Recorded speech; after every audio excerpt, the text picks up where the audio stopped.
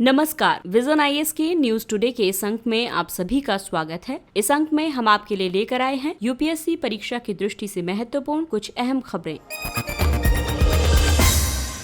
इस अंक में सबसे पहले बात करेंगे भारत, फ्रांस और ऑस्ट्रेलिया की प्रथम त्रिपक्षीय वार्ता की। भारत, फ्रांस और ऑस्ट्रेलिया के बीच प्रथम त्रिपक्षीय वार्ता आयोजित की गई है। तीनों पक्षों ने वार्षिक आधार पर वार्ता आयोजित करने पर सहमति व्यक्त की है। आपको बता दें, इस वार्ता का उद्देश्य इन देशों के बीच साझा सुदृढ़ द्विपक्षीय संबंधों की स्थापना द्वारा भारत प्रशांत क्षेत्र में सहयोगपूर्ण भागीदारी को बढ़ावा देना है। क्वाड्रिलेटरल यानी भारत, संयुक्त राज्य अमेरिका, जापान और ऑस्ट्रेलिया समूह के अलावा भारत त्रिपक्षीय समूहों का भी एक भागीदार देश रहा है। इन त्रिपक्षीय समूहों में Bharat, America, Japan, Bharat, Japan, Australia, Bharat, Australia, Indonesia तथा रूस, भारत, चीन शामिल हैं। इस वार्ता की रूपरेखा थिंक टैंक विशेषज्ञों द्वारा निर्मित की गई थी, जिसमें इस क्षेत्र में ट्रैक 2 और ट्रैक 1.5 कूटनीति का प्रभाव स्पष्ट रूप से दिखाई दिया। दरअसल ट्रैक 1 कूटनीति में बैठक का आयोजन आधिकारिक स्तर पर किया जाता है, जबकि ट्रैक 2 वार्ता में अनौपचारिक प्रतिनिधि भाग लेते हैं, न कि सरकारें।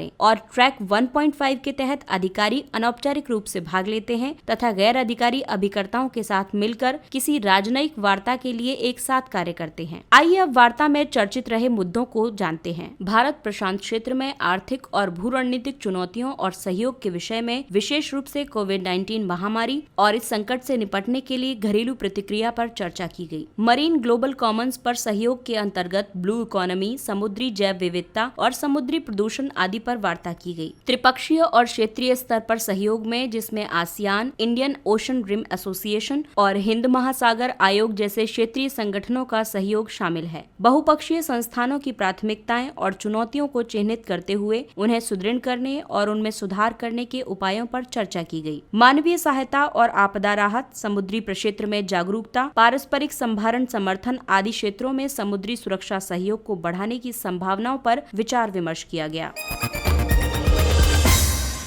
अगली खबर सामाजिक न्याय और अधिकारिता मंत्रालय से संबंधित है। सामाजिक न्याय और अधिकारिता विभाग की सभी योजनाओं के लिए कार्य योजना 2020-21 जारी की गई। इसका उद्देश्य सामाजिक न्याय और अधिकारिता मंत्रालय राज्य सरकारों और भाग लेने वाले गैर सरकारी संगठनों के लिए स्पष्ट लक्ष्य और प्रयोजन निर्धारित करना है। आइए अब एक एक कर योजनाओं और प्रस्तावित कार्यों के बारे में समझते हैं। पहली योजना अनुसूचित जातियों और अन्य पिछड़े वर्गों के लिए निःशुल्क कोचिंग से संबंधित है। ये एक केंद्रीय क्षेत्रक योजना है, जिसका उद्देश्य आर्थिक रूप से वंचित एससी और ओबीसी छात्रों को गुणवत्ता युक्त कोचिंग कक्षाएं उपलब्ध करवाना है। कार्यान्वयन संबंधी नई तरीके के अंतर्गत पात्र एससी और ओबीसी छात्र अपनी पसंद के संस्थान में कोचिंग के लिए सहायता प्राप्त कर सकते हैं। दूसरी योजना एससीज के लिए उच्च श्रेणी की शिक्षा से संबंधित है। इसके तहत अधिसूचित संस्थानों में प्रवेश प्राप्त करने वाले अनुसूचित जाति के छात्रों को शिक्षण शुल्क, निवास संबंधी व्यय आदि को पूर्ण करने के लिए छात्रवृत्ति प्रदान की जाएगी। इसके तहत सीटों की संख्या 1500 से बढ़ाकर 4200 सीट प्रतिवर्ष कर दी गई है। भारतीय प्रौद्योगिकी संस्थानों, राष्ट्रीय प्रौद्योगिकी संस्थानों, शीर्ष national institute ranking framework ranking वाले संस्थानों जैसे शीर्ष संस्थानों को भी इसके अंतर्गत शामिल किया गया है। तीसरी योजना प्रधानमंत्री आदर्श ग्राम योजना से संबंधित है। इस योजना में कुल 500 या 500 से अधिक की जनसंख्या और 50% से अधिक अनुसूचित जाति की आबादी वाले गाँवों का समेकित विकास सुनिश्चित करने के लिए उन्हें आदर्श गाँव में परिवर्तित किया जाएगा। इस योजना के तहत अनुसूचित जातियों की बहुलता वाले 3584 गाँव को शामिल किया गया है। इससे ऐसे गाँवों की कुल संख्या 13,199 हो गई है। चौथी योजना भिखारियों के पुनर्वास के लिए एकीकृत कार्यक्रम से संबंधित है। ये राज्य सरकारों या संघ शासित प्रदेशों या स्थानीय शहरी निकायों और स्वैच्छिक संगठनों की सहायता से भिखारियों की पहचान, पुनर्वास, रोजगार परामर्श, कौशल विकास आदि को समाविष्ट करने वाली एक व्यापक योजना है। मंत्रालय ने व्यापक पुनर्वास के लिए एक परियोजना का निर्माण किया है। इस परियोजना को मुख्यतः 10 शहरों में प्रायोगिक आधार पर संचालित किया जाएगा। पांचवी योजना स्वच्छता उद्यमी योजना से संबंधित है। इस योजना को यंत्रीकृत सफाई को बढ़ावा देने और हाथ से मैला उठाने को कम करने के लिए राष्ट्रीय सफाई कर्मचारी वित्त एवं विकास निगम द्वारा प्रारंभ किया गया है। ये संगठन सामाजिक न्याय और अधिकारिता मंत्रालय के अधीन है। छठवीं योजना वंचित इकाई समूह और वर्गों की आर्थिक सहायता यानी विश्वास योजना से संबंधित है। इस योजना के अंतर्गत तहत SC और OBC के स्वयं सहायता समूह और कोई भी व्यक्ति बैंक ऋणों पर 5% ब्याज अनुदान प्राप्त कर सकेंगे। 7वीं योजना मादक द्रव्यों की मांग घटाने के लिए राष्ट्रीय कार्य योजना से संबंधित है। इस योजना का उद्देश्य मादक द्रव्यों से प्रभावित व्यक्तियों और उनके परिवारों को शिक्षा और उनके पुनर्वास सहित बहुआयामी रणनीति के माध्यम से मादक द्रव्यों के दुरुपयोग के दुष्परिणामों को कम करना है। नशा मुक्त भारत अभियान को मादक पदार्थों के दुरुपयोग से सर्वाधिक प्रभावित 272 जिलों में प्रारंभ किया गया है। ये अभियान 15 अगस्त 2020 को आरंभ किया गया है और ये 31 मार्च 2021 तक जारी रहेगा। 8वीं योजना अनुसूचित जातियों के लिए पोस्ट मैट्रिक छात्रवृत्ति और अन्य पिछड़े वर्गों के लिए पोस्ट मैट्रिक छात्रवृत्ति से संबंधित है। पोस्ट मैट्रिकुलेशन या पोस्ट सेकेंडरी स्तर पर अध्ययनरत SC या OBC छात्रों को वित्तीय सहायता प्रदान करना ताकि वे अपनी शिक्षा पूर्ण कर सकें। और अंतिम योजना वरिष्ठ नागरिकों के लिए राष्ट्रीय कार्य योजना से संबंधित है। इस कार्य योजना के तहत वरिष्ठ नागरिकों की शीर्ष 4 आवश्यकताओं को प्राथमिकता प्रदान की गई है, यानी वित्तीय सुरक्षा, भोजन, स्वास्थ्य देखभाल और गरिमामय जीवन। इस वर्ष प्रत्येक जिले में कम से कम एक वरिष्ठ नागरिक गृह स्थापित किया जाएगा। इसी वर्ष वरिष्ठ नागरिकों के लिए राष्ट्रीय हेल्पलाइन की स्थापना की जाएगी, जो वृद्धजनों की शिकायतों के समाधान के लिए केंद्र, राज्य सरकार, जिला प्रशासन और गैर सरकारी संगठनों को एक साझा मंच प्रदान करेगी। वरिष्ठ नागरिकों के डे केयर सेंटर के लिए स्वयं सहायता समूह गठित किए गए हैं।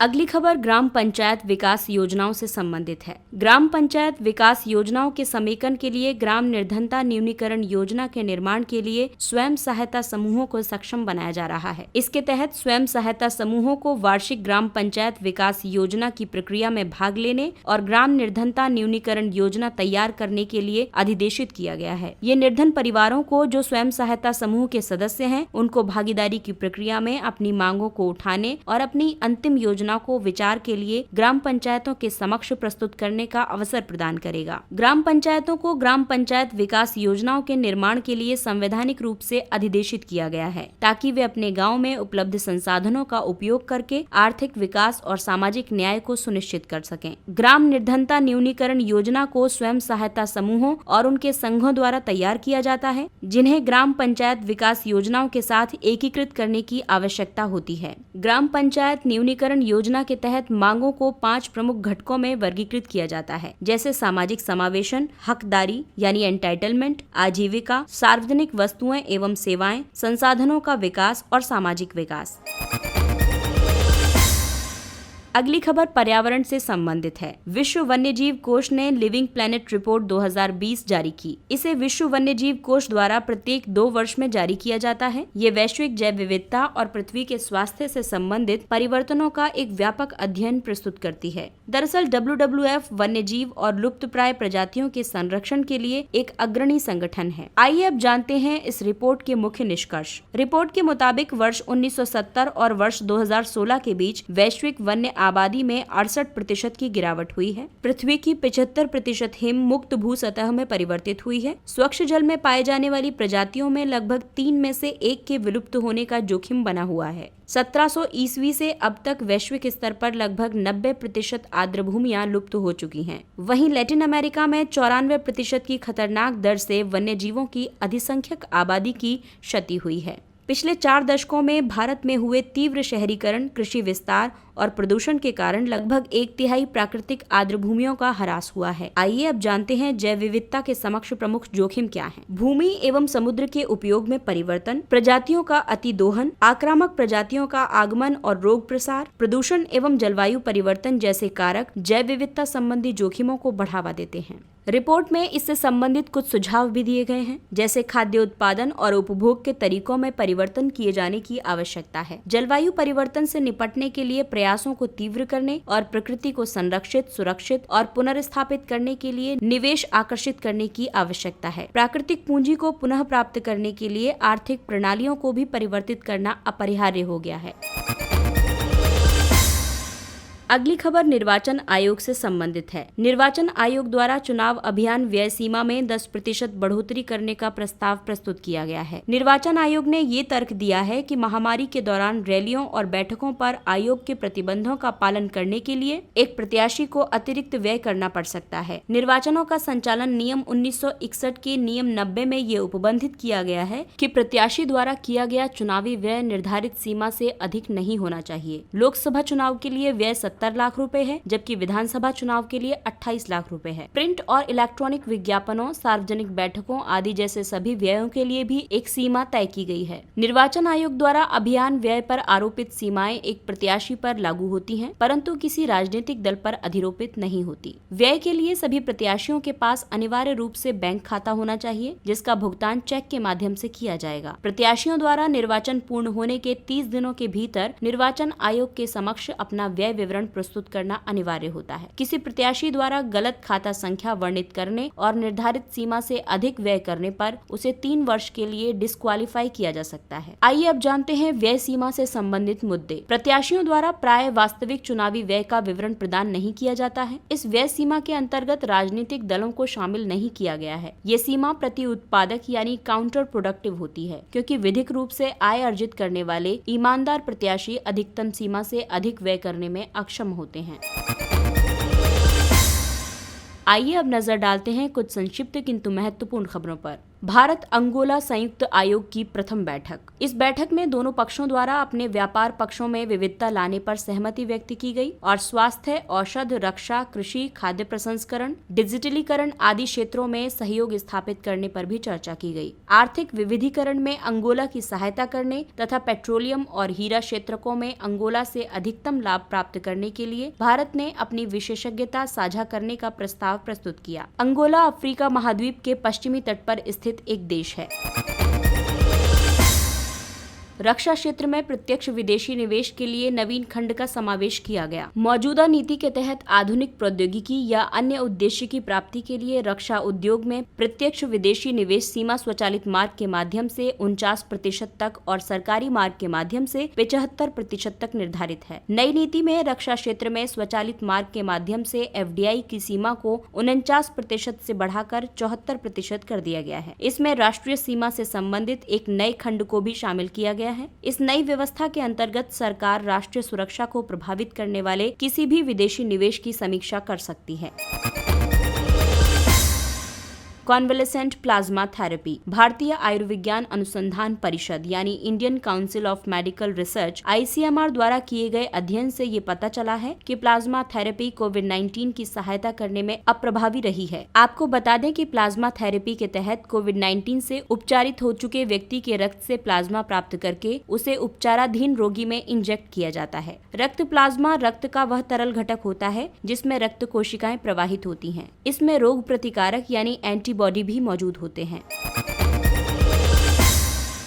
ANIC arise challenge. लघु और मध्यम उद्यमों हेतु अप्लाइड रिसर्च और इनोवेशन में अटल न्यू इंडिया चुनौतियां नामक पहल का शुभारंभ किया गया। ये अनुसंधान और नवाचार को बढ़ावा देने और भारतीय स्टार्टअप एवं सूक्ष्म, लघु और मध्यम उद्यमों की प्रतिस्पर्धात्मक क्षमता में वृद्धि करने के लिए अटल नवाचार मिशन द्वारा प्रारंभ की गई एक पहल है। इसके अंतर्गत प्रस्तावित प्रौद्योगिकी समाधान या उत्पाद के त्वरित विकास के लिए 50 लाख रुपए तक की आर्थिक सहायता प्रदान की जाती है। इसे भारतीय अंतरिक्ष अनुसंधान संगठन ISRO और 4 मंत्रालयों जिसमें रक्षा मंत्रालय, खाद्य प्रसंस्करण उद्योग मंत्रालय, स्वास्थ्य एवं परिवार कल्याण मंत्रालय तथा आवासन और शहरी कार्य मंत्रालय एवं संबंधित उद्योगों द्वारा संचालित किया जाएगा।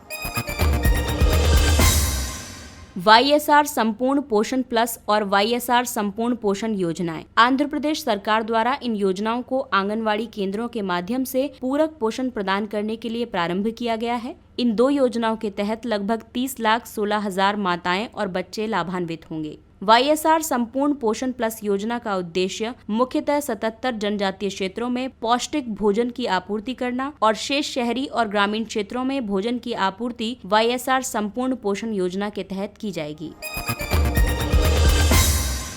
अनंतपुर और नई दिल्ली के बीच किसान रेल का परिचालन आरंभ हुआ। ये दक्षिण भारत की प्रथम और भारत की दूसरी किसान रेल है। इससे पहले महाराष्ट्र के देवलाली और बिहार के दानापुर के बीच प्रथम किसान रेल का संचालन किया गया था। इस किसान रेल पहल को कृषि क्षेत्र को प्राथमिकता प्रदान करने और देश भर के विभिन्न बाजार स्थलों तक शीघ्र नष्ट होने वाले कृषि उत्पादों के परिवहन को सुविधाजनक बनाने के उद्देश्य से आरंभ किया गया है। भारत में प्राचीन विश्वविद्यालय। तक्षशिला विश्वविद्यालय। इसका निर्माण लगभग 5वीं शताब्दी ईस्वी पूर्व में किया गया था। वर्तमान में ये पाकिस्तान में स्थित है। यहाँ बौद्ध और हिंदू दोनों धर्मशास्त्रों की शिक्षा प्रदान की जाती थी। तक्षशिला के प्रसिद्ध व्यक्तियों में चाणक्य, चरक, पाणिनि, जीवक, प्रसेनजीत आदि शामिल हैं। नालंदा विश्वविद्यालय, इसे 5वीं शताब्दी ईस्वी में कुमारगुप्त के शासनकाल के दौरान निर्मित किया गया था। वर्तमान में ये विश्वविद्यालय बिहार में स्थित है। चीनी यात्री ह्वेनसांग और विद्वान इत्सिंग के यात्रा वृत्तांतों में भी इसका उल्लेख मिलता है। इससे संबद्ध प्रसिद्ध विद्वानों में नागार्जुन, जिन्होंने माध्यमिक शून्यवाद का सिद्धांत दिया, और आर्यभट्ट शामिल हैं। विक्रमशिला विश्वविद्यालय, इसे पाल वंश के शासक धर्मपाल द्वारा बिहार के भागलपुर जिले में स्थापित किया गया था। ये मुख्य रूप से बौद्ध शिक्षा का एक केंद्र रहा है। यहाँ वज्रयान संप्रदाय का उद्भव हुआ था और साथ ही यहाँ तंत्रवाद संबंधी शिक्षाएं भी प्रदान की जाती थी। वल्लभी विश्वविद्यालय, इसे मैत्रक राजा भट्टारक द्वारा सौराष्ट्र में निर्मित किया गया था। ये 600 ईस्वी से लेकर के 1200 ईस्वी तक अत्यधिक प्रचलित रहा था। ये हीनयान बौद्ध धर्म की शिक्षाओं का एक महत्वपूर्ण केंद्र था। इसके साथ ही ये अंक समाप्त होता है। अगले अंक में फिर मुलाकात होगी कुछ अन्य महत्वपूर्ण खबरों के साथ। तब तक के लिए नमस्कार।